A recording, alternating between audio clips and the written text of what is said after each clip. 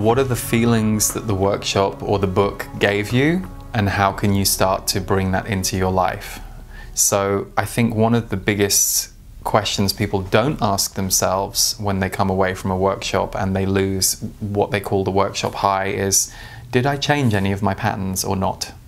Did I hope that the feeling and the experience that I had there or from that book would just now magically appear in my life? I'm a huge believer in action. So even though I'm a visionary and an intuitive and I work using my intuition and my vision all the time, I also know that it's chop wood, carry water. You know, every single day it's one brick at a time. You change things in your life, you make small adjustments in relationships, you get the courage to take a step in your career, and you do that one step at a time.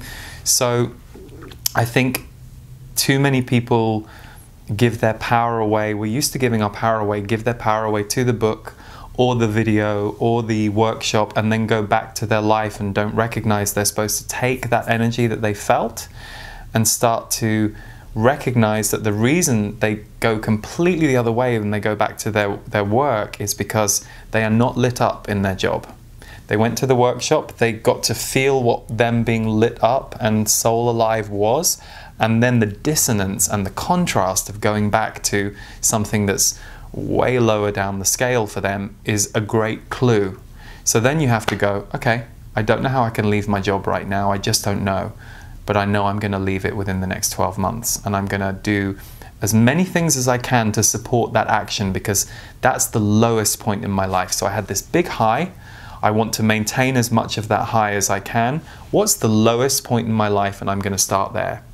Well, okay, there's my partner, there's my relationship with my kid right now, there's my job, this is overwhelming. Okay, you can get overwhelmed and do nothing and hit inertia, or you can go, what's the worst of those four, or what's the most possible that I can do something today, and start with one.